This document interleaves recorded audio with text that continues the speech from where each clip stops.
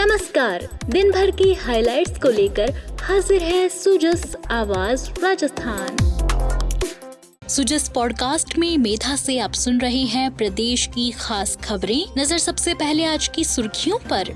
मुख्यमंत्री भजनलाल शर्मा ने मुख्यमंत्री निवास पर की जन सुनवाई। आमजन से आत्मीय भेंट कर उनकी समस्याओं के तुरंत निस्तारण के दिए निर्देश।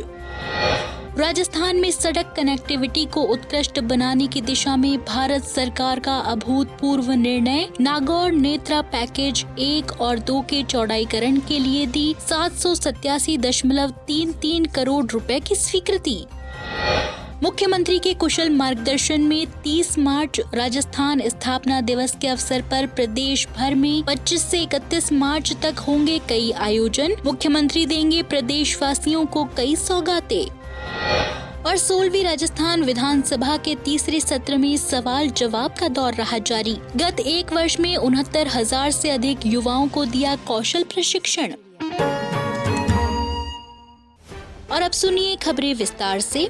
राजस्थान में सड़क कनेक्टिविटी को उत्कृष्ट बनाने की दिशा में भारत सरकार ने अभूतपूर्व निर्णय लिया है। राज्य में राष्ट्रीय राजमार्ग 62 के नागौर बाईपास से नेत्रा गांव तक नागौर नेत्रा पैकेज 1 और 2 87.63 किलोमीटर लंबे हिस्से को पेव्ड शोल्डर के साथ 4 लेन में चौड़ाईकरण के लिए 787.33 करोड़ रुपए की लागत से स्वीकृति प्रदान की गई है, जो कि एक ऐतिहासिक निर्णय है। इस अभूतपूर्व निर्णय के लिए मुख्यमंत्री भजनलाल शर्मा ने प्रधानमंत्री नरेंद्र मोदी और केंद्रीय सड़क परिवहन मंत्री नितिन गडकरी का आभार जताया। राष्ट्रीय राजमार्ग 62 का नागौर खीमसर सोयला नेत्रा खंड 87 किलोमीटर पेव्ड शोल्डर के साथ 2 लेन का है, जबकि नेत्रा से मंडोर खंड जोधपुर पहले से ही 4 लेन का है। आपको बता दें कि नागौर से जोधपुर खंड पर 16,000 PCU से अधिक औसत दैनिक यातायात को ध्यान में रखकर इस 87 किलोमीटर के हिस्से को बढ़ते यातायात और सड़क उपयोगकर्ता की सुरक्षा को समायोजित करने के लिए पेव्ड शोल्डर के साथ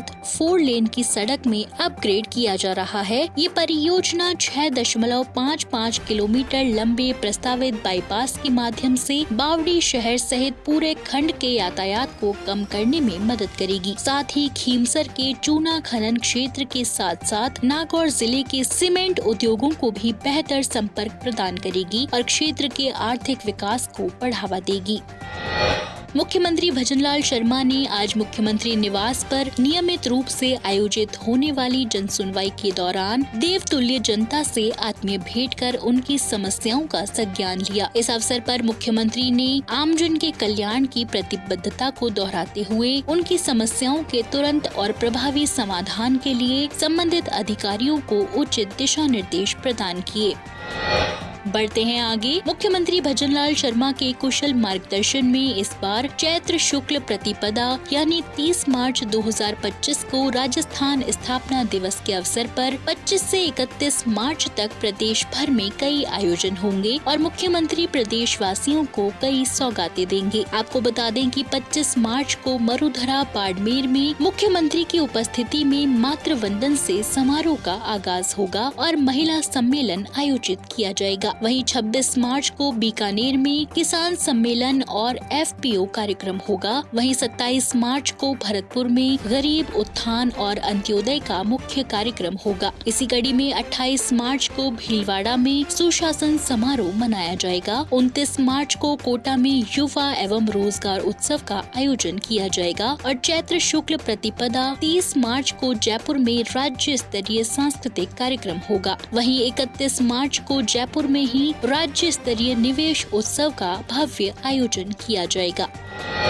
इसी श्रृंखला में कल जयपुर में 3 मंदिरों में विशेष प्रार्थना और सांस्कृतिक भजन कार्यक्रमों का आयोजन किया गया। राजस्थान महोत्सव 2025 के अवसर पर पर्यटन विभाग की ओर से जयपुर में श्री जगत शिरोमणि मंदिर आमेर में आध्यात्मिक समारोह का आयोजन किया गया, जिसमें आगंतुकों का शुभता के प्रतीक गुलाब और चंदन के पारंपरिक तिलक लगाकर स्वागत किया गया। आध्यात्मिक रूप से उत्थानशील वातावरण बनाने के लिए लाइव मीरा जी के भजन प्रस्तुति मंदिर परिसर में आयोजित की गई और प्रसादी वितरण भी किया गया। पधारे पर्यटकों भक्तों को मंदिर दर्शन और इसके इतिहास के बारे में भी जानकारी दी गई। सुबह 10 बजे जल महल के सामने काले हनुमान जी मंदिर में कार्यक्रम का आयोजन किया गया और सभी भक्तों को प्रसाद वितरण किया गया। वहीं चांदनी चौक स्थित श्री ब्रज निधि मंदिर में भावपूर्ण भजन का कार्यक्रम आयोजित किया गया। भजन के दौरान अतिथियों पर पुष्प वर्षा की गई। सभी अतिथियों को ठंडाई परोसी गई और प्रसाद वितरण किया गया। इसके साथ ही राजस्थान फेस्टिवल 2025 का भव्य आगाज किया गया। आने वाले एक सप्ताह में कई कार्यक्रमों का आयोजन किया जाएगा और 30 मार्च को सांस्कृतिक प्रस्तुति का भव्य आयोजन होगा। और अब विधानसभा में आज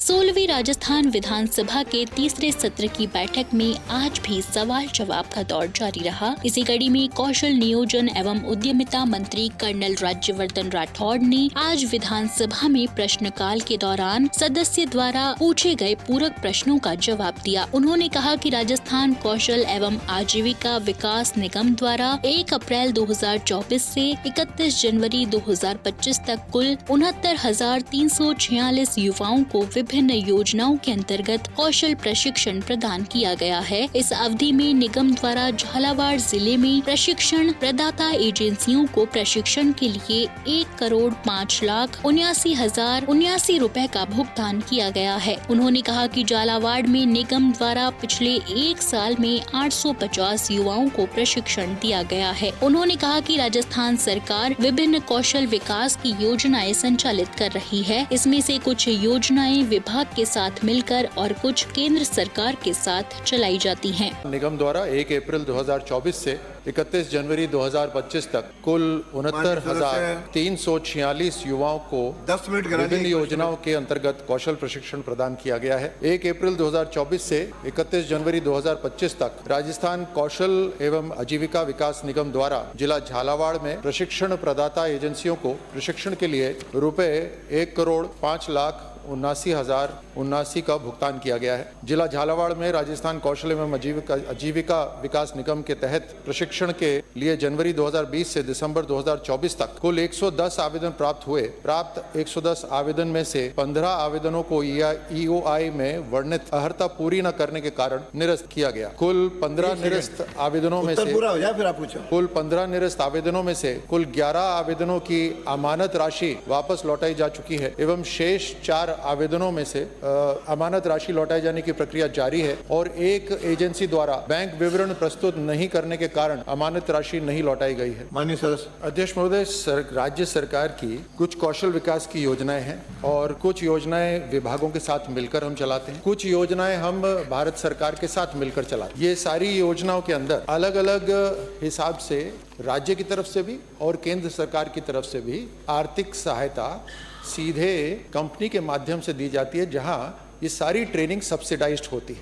झालावाड़ के अंदर जो माननीय सदस्य जहां से आते हैं, वहां पिछले 1 वर्ष के अंदर टोटल तकरीबन 850 युवाओं की ट्रेनिंग प्रशिक्षण वहाँ पे दिया जा चुका है। उद्योग एवं वाणिज्य राज्य मंत्री के बिश्नोई ने आज विधानसभा में कहा कि जालौर जिले में कृषकों के लंबित बीमा क्लेमों का भुगतान प्रक्रियाधीन है। लंबित प्रकरणों का निराकरण कर शीघ्र ही भुगतान कर दिया जाएगा। उन्होंने कहा कि विभिन्न कारणों से बीमा क्लेम के लिए अपात्र माने गए कृषकों के संबंध में बीमा कंपनियों के प्रतिनिधियों और विभाग के अधिकारियों के साथ बैठक कर विचार किया जाएगा। श्री बिश्नोई ने कहा कि राज्य सरकार द्वारा किसानों के उत्थान और सशक्तिकरण के लिए हर संभव प्रयास किए जा रहे हैं।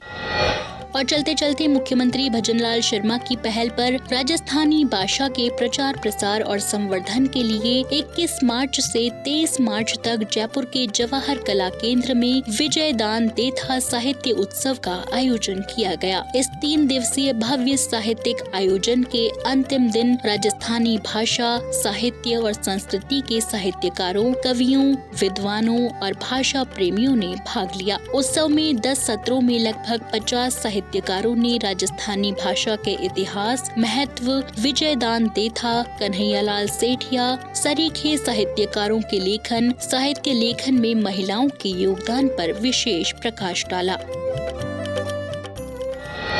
तो आज के सुजस पॉडकास्ट में इतना ही। मेधा को दीजिए इजाजत, कल फिर होगी आपसे मुलाकात। तब तक के लिए नमस्कार।